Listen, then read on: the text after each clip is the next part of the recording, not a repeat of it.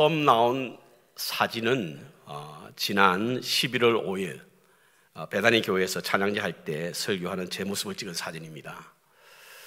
아마 그 연합해서 이제 사진 정리를 하면서 제게 보내왔는데요.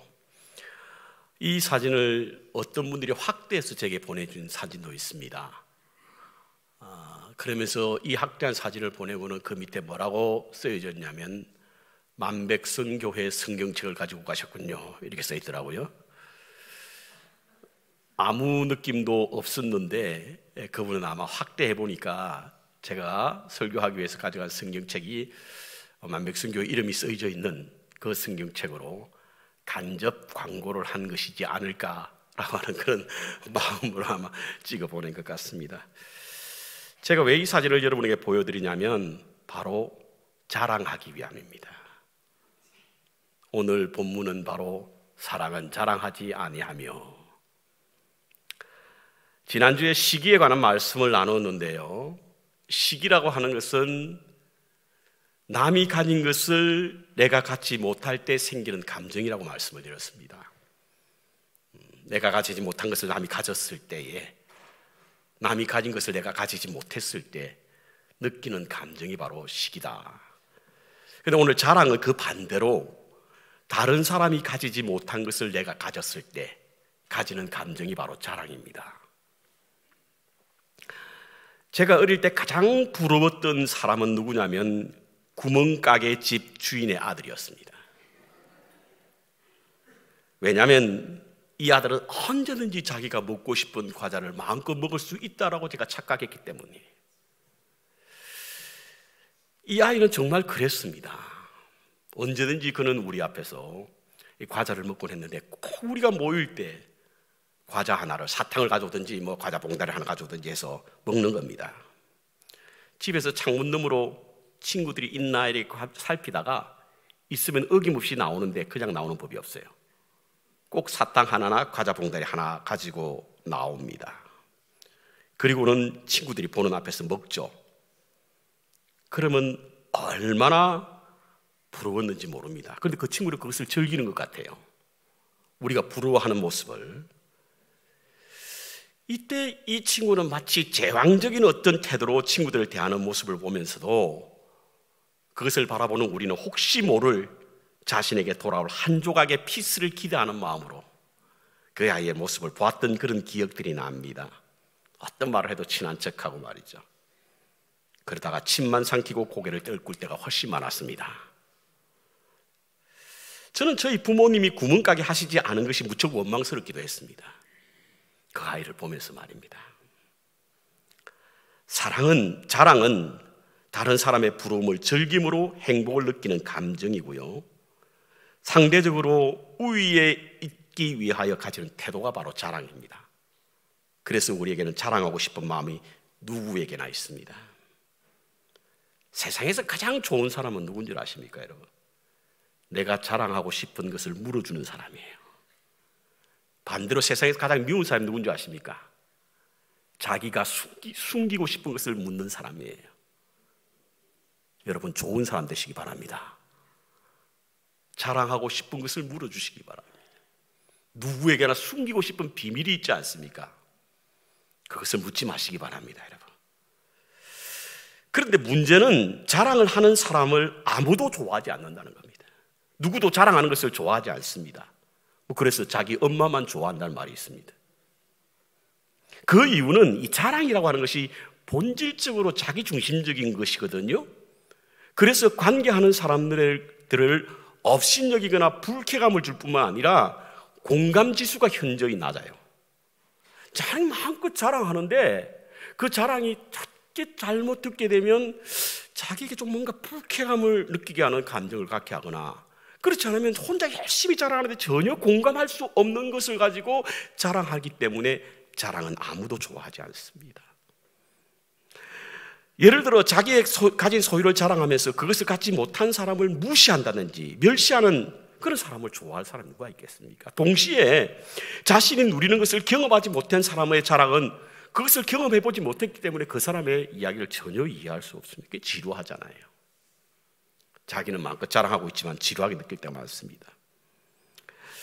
아무리 흥미진진하게 이야기해도 경험해보지 못한 것을 놓고 자랑을 하게 될 때는 전혀 거기에 대해서 공감의 능력이 없기 때문에 지루할 수밖에. 그래서 다른 사람 자랑하는 재미가 없는 일입니다. 간혹은 손주 자랑하시는 분들 계십니다. 우리 교회도 열심히 자랑하시다가 제가 듣고 있으면 좀 민망하신지 꼭 그렇게 말씀해요. 목사님도 손주 있어 보세요. 그냥 이렇게 하시도 계속 하시면 되는데 꼭 그렇게 저한테 물어요. 저는 손주가 없습니다. 그래서 전혀 공감할 수가 없죠. 그래서 그 느낌을 알지 못하기에 자랑하시는 분들에게 돈을 놓고 자랑하시라 이런 말씀 드리는 거예요. 이런 말 들어보셨어요? 순천에서 인물 자랑하지 말라, 여수에서 돈 자랑하지 말라, 벌교에서 주먹 자랑하지 말라. 그런 말 있죠, 김광성 권사님? 예, 있습니다. 큰일 난데. 자랑하지 말라는 겁니다, 여러분. 그곳은 인물도 많고 돈도 많고 주먹이 강하기 때문에 자랑하다 큰일 납니다. 하나님도 하나님 앞에서 자랑하는 것을 별로 좋아하지 않으셨던 것 같아요. 하나님 앞에서 자랑하는 것을. 사사기서 7장에 보십시오. 기드온이 미디안 13만 5천 명과 전쟁하게 될 때 군사를 모았을 때 3만 2천 명이 모였습니다. 하나님은 다 돌려보내라고 했어요. 그리고 300명만 가지고 전쟁을 벌여서 승리하게 됩니다. 왜 그랬죠? 3만 2천 명의 군사가 미디안 군사와 싸워 승리했을 때 그들은 자신의 힘으로 승리했다라고 하는 것을 자랑할까 봐 하나님은 그들을 돌려보내게 하신 것입니다.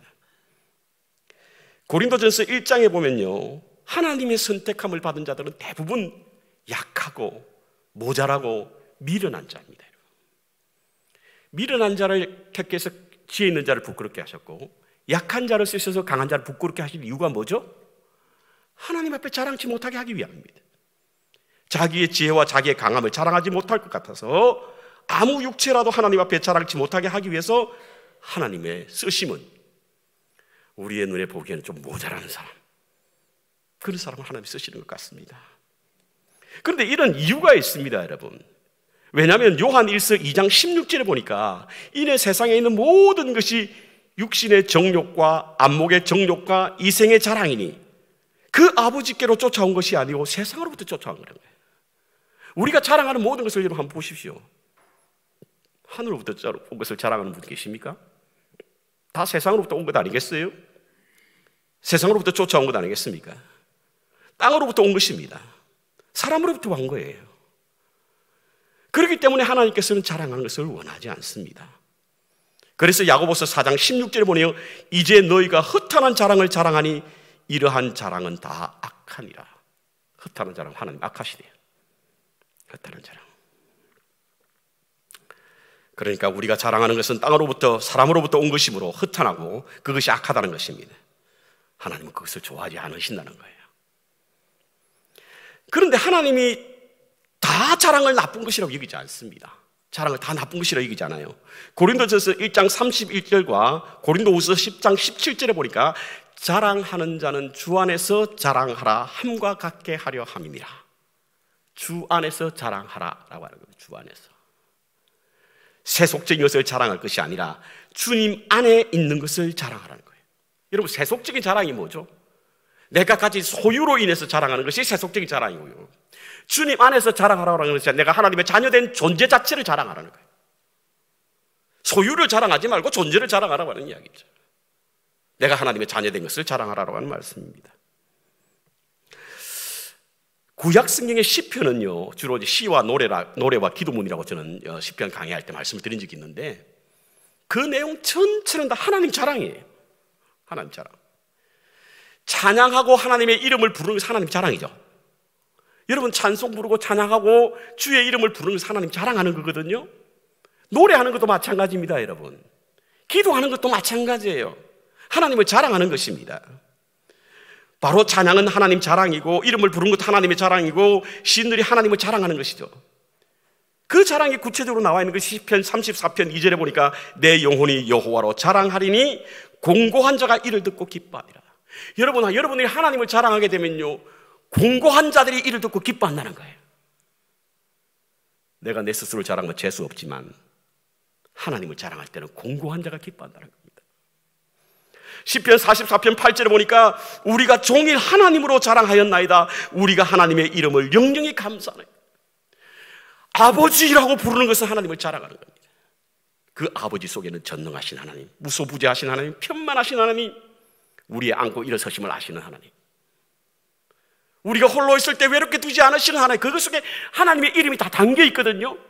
그것이 하나님을 자랑하는 거거든요.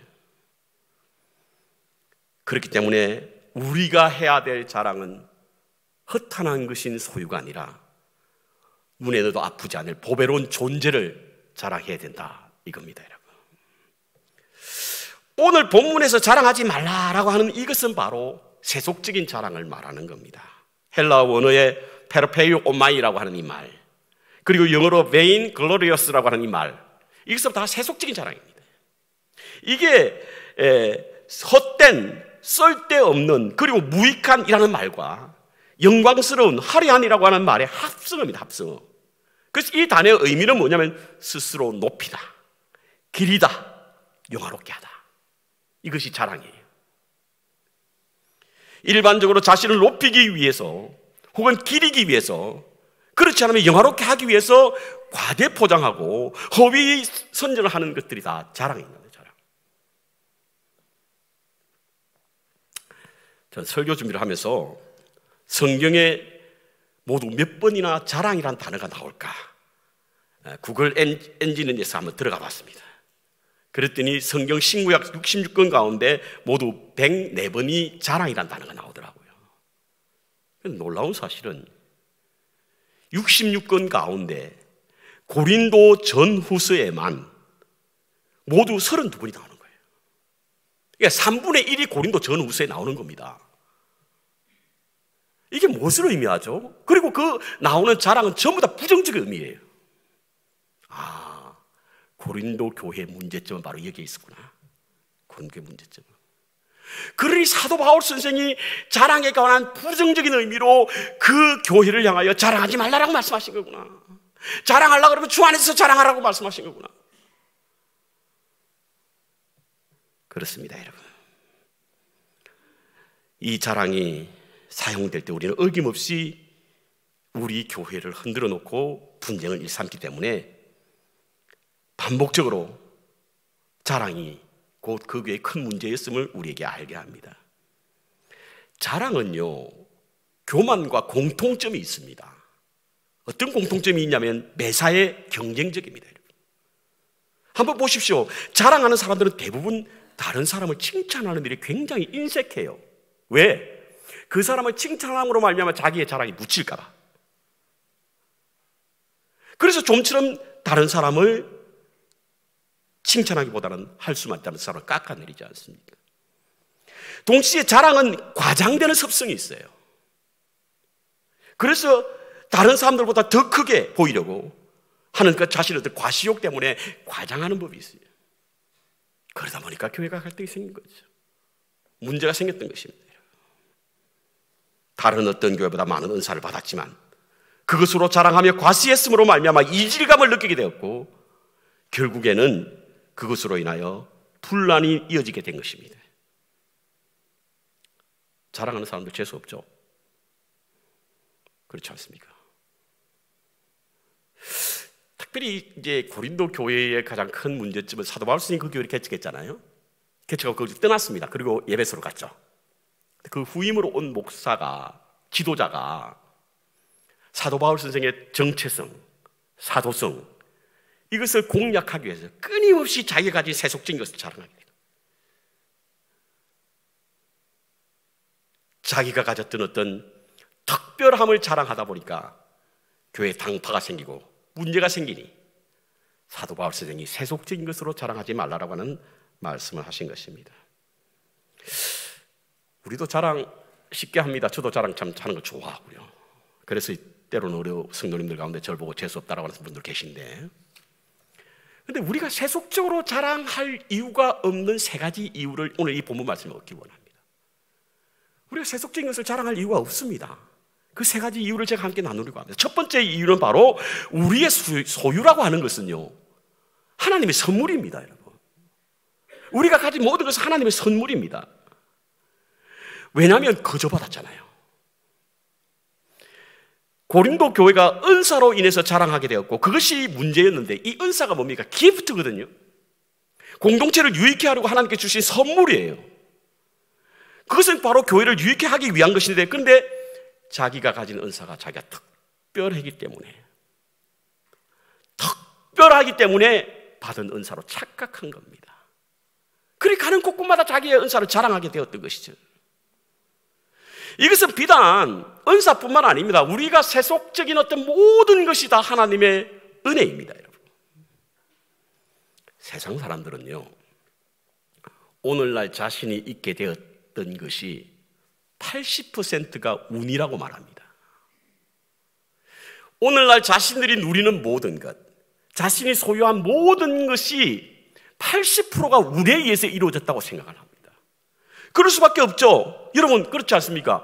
여러분들이 한국에서 태어났고 미국에 올 기회가 있었고 좋은 직장 가질 수 있었고 좋은 사업할 수 있었고 건강하게 살 수 있었고 자녀들 잘 키울 수 있었고, 이것들이 나의 노력입니까?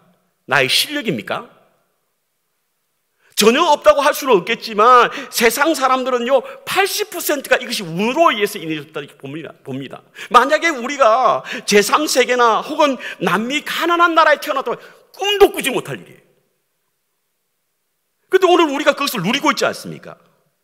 왜죠? 뛰어나기 때문입니까? 탁월하기 때문입니까? 그렇지 않습니다. 우리의 실력도 노력도 아닙니다. 80%가 운이라고 세상 사람들은 말하는 거예요. 그런데 우리는 그렇지 않다고 생각합니다. 여러분과 제가 오늘에 이를 수 있었던 것은 바로, 세상 사람들은 운이라고 말하지만 우리는 하나님의 은혜인 줄로 믿습니다. 그렇기 때문에 우리는 자랑할 것이 아니라 감사해야 되지 않겠습니까, 여러분? 하나님의 은혜고 선물입니다, 여러분. 그래서 감사해야 돼요. 여러분, 자랑하고 싶은 마음이 들 때 감사해보시고 자랑은 싹 사라집니다. 감사는요, 자랑하고픈 우리의 마음을 이기는 가장 큰 힘이 되는 것입니다. 간혹은 자랑하던 그것 때문에 자신이 올무가 되는 경우가 많이 있습니다. 뭐 예를 들어서 자랑하던 자식에게 배반을 하는 사람도 있고요, 자랑하던 건강에 생명을 잃을 수도 있고요, 자랑하던 친구에게 배반을 당할 수도 있습니다. 자랑하는 사업으로 가정이 파괴되고 비참한 생을 마감하는 분들도 있습니다. 그것이 모두 하나님의 은혜임에도 불구하고 그 은혜를 모르고 자랑하다가 이와 같은 경우를 당할 수 있다. 그래서 잠언서 27장 1절에 보십시오. 내일 일을 자랑하지 말라. 하루 동안에 무슨 일이 벌어질지 알지 못한다.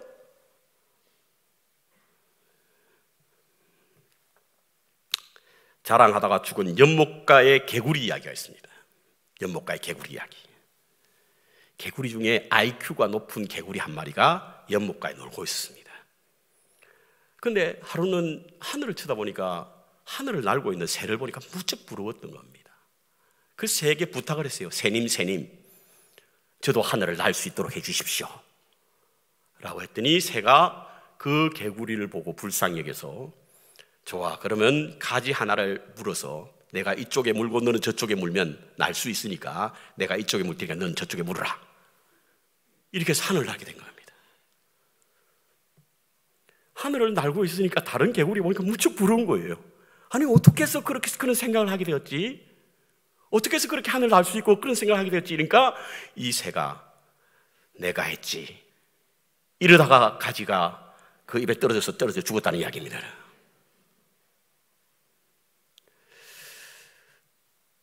우리가 가진 소유한 모든 것은 다 자랑거리가 아닌 것은 바로 우리의 능력이 아니라 하나님의 선물이기 때문인 것을 잊지 마시기 바랍니다. 여러분. 이스라엘 백성들이 타작하기 시작한 것은요, 자신들이 누린 모든 것이 자신의 것이라고 여겼기 때문에부터 시작했습니다. 그러니 하나님으로부터 멀어졌고 결국 하나님을 대항했잖아요. 하나님을 대항하거든요. 마치 어렵고 힘든 초기 이민생활 할 때는 모든 것이 하나님의 은혜라고 생각하다가 자리가 잡히고 여유가 생기면 모든 것이 자신의 공로인 것으로 착각하고 하나님을 떠나고 하나님을 대적하는 그런 우리의 모습들과 이 이스라엘 백성들의 모습은 너무나 흡사합니다. 이 광경을 본 이사야가 이스라엘 백성을 향해 피를 토하는 심정으로 그가 말하기를 이사야서 10장 15절에 이렇게 말합니다. 너희가 도끼가 어찌하여 찍는 자에게 스스로 자랑하겠으며 톱이 어찌하여 켜는 자에게 스스로 큰 체 하겠느냐. 이는 막대기가 자기를 드는 자를 움직이라 함과 같고 몽둥이가 나무 아닌 사람을 둘러 엎는 것과 일반이니라.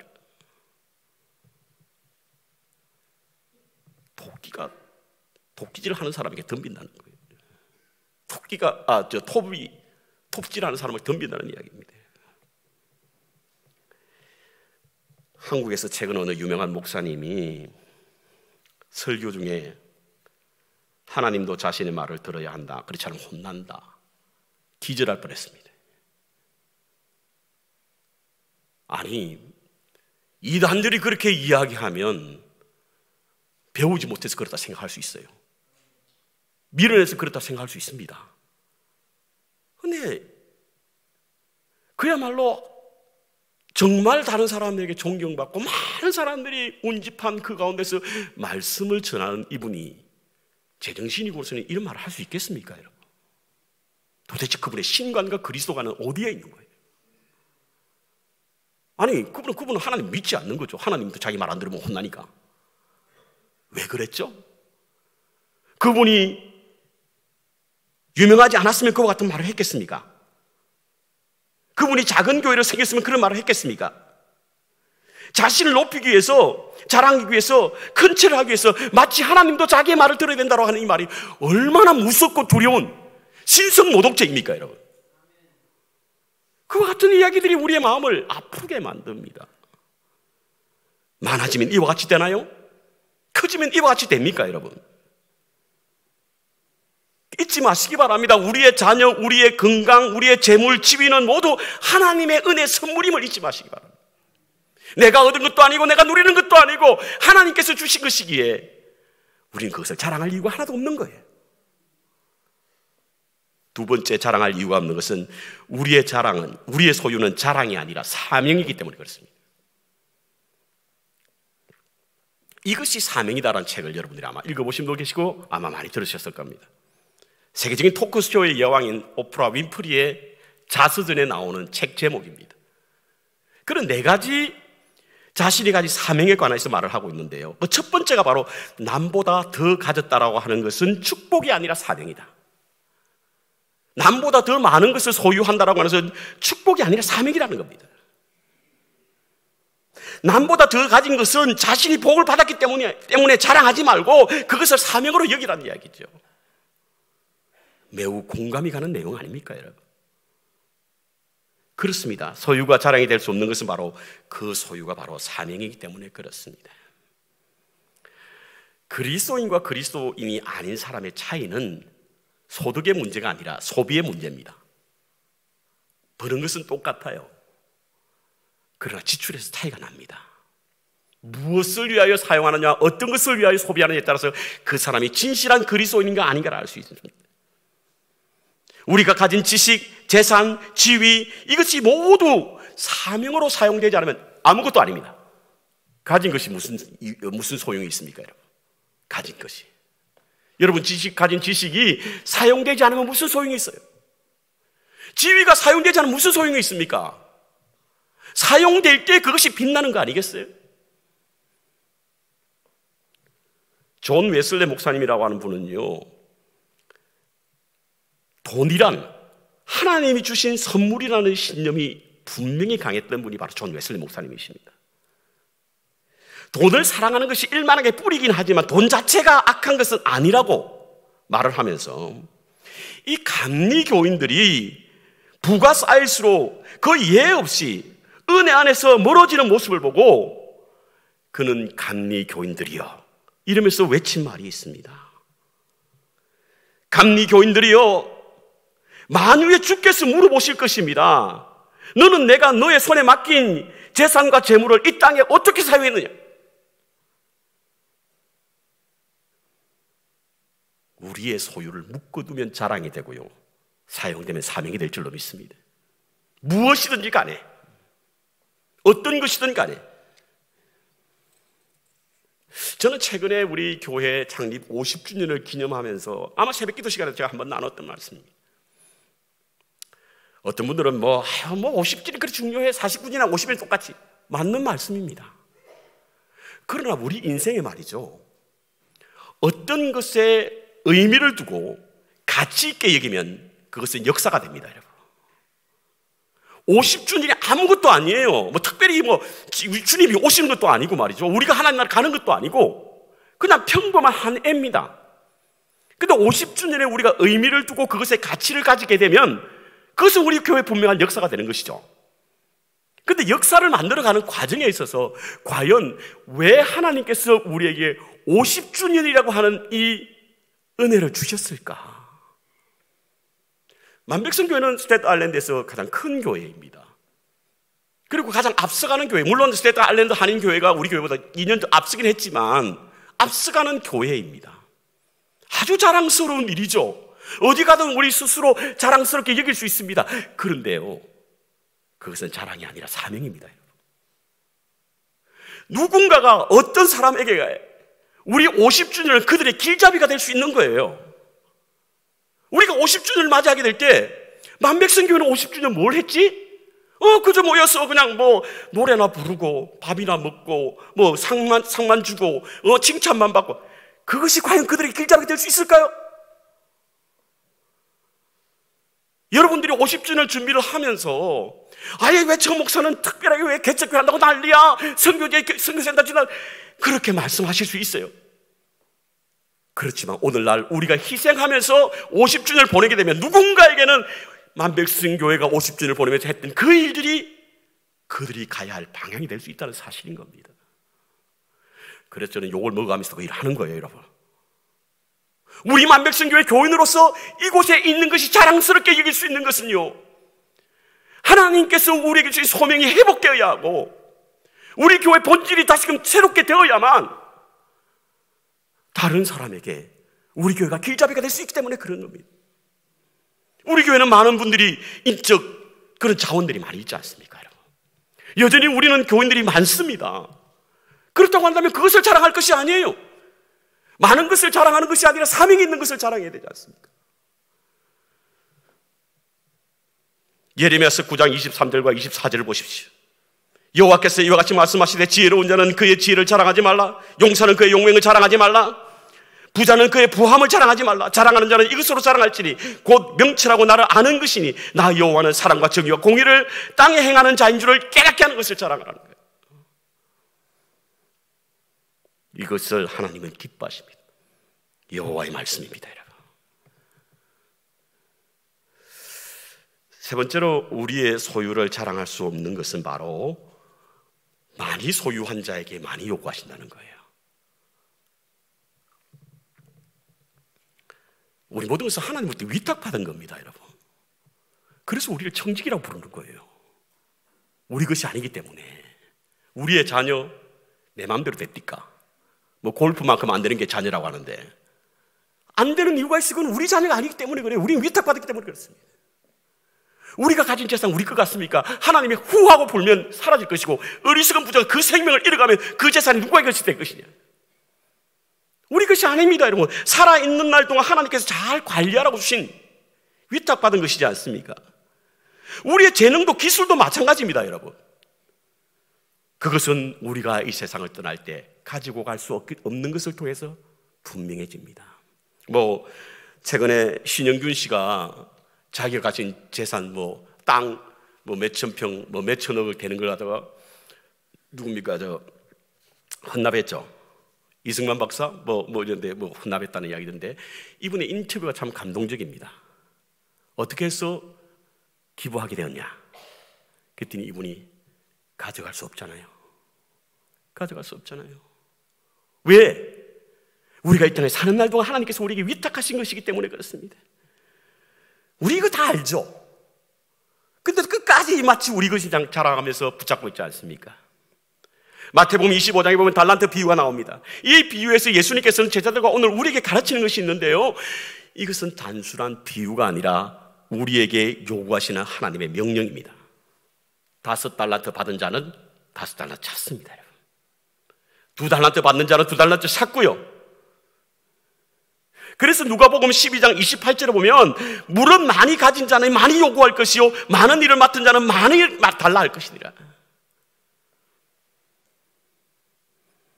그렇다면 많이 가진 것을 자랑할 것이 아니라 두려워해야 합니다. 내가 가진 많은 것으로 정말 많은 것을 남기고 있는가? 공교롭게도 자랑과 사랑은 위에 줄 하나만 차이 있습니다. 그렇죠? 사랑과 자랑 그 사이에는. 근데 사랑과 자랑은 엄청난 차이가 있습니다. 자랑은 이기적이지만 사랑은 이타적입니다. 자랑은 드러내는 것이고 사랑은 숨기는 것이죠. 자랑은 쉽고 사랑은 어렵습니다. 자랑은 칭찬을 받으려고 하는 것이고 사랑은 희생을 위하여 있는 것입니다. 그래서 사랑 안에는 자랑이 머물 수가 없습니다.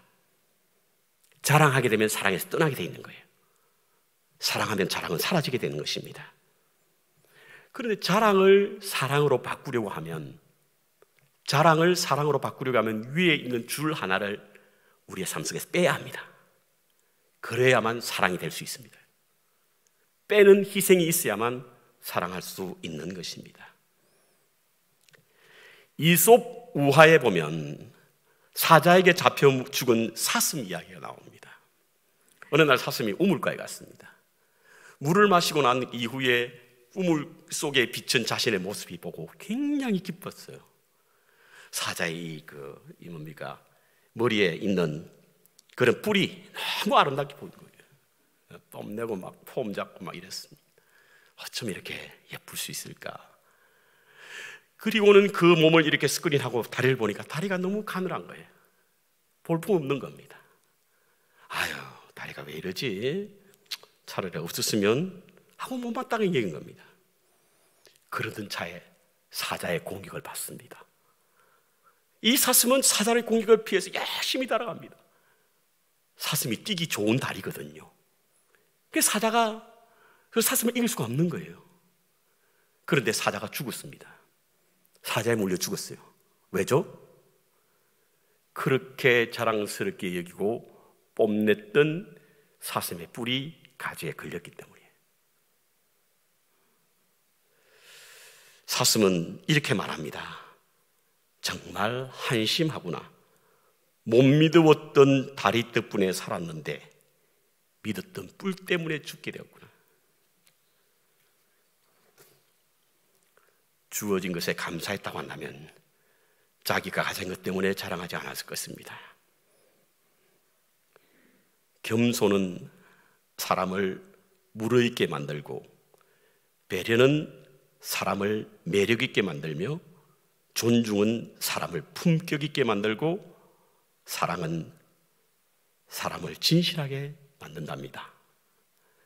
겸손과 배려, 존중 그리고 사랑으로 우리의 삶이 매력이 있고 품격이 있고 진실한 그런 믿음의 삶으로 말미암아 우리에게 자랑하고 싶어하는 모든 세속적인 것을 다 이겨내고 사랑으로 승리하시기를 주님의 이름으로 축원합니다.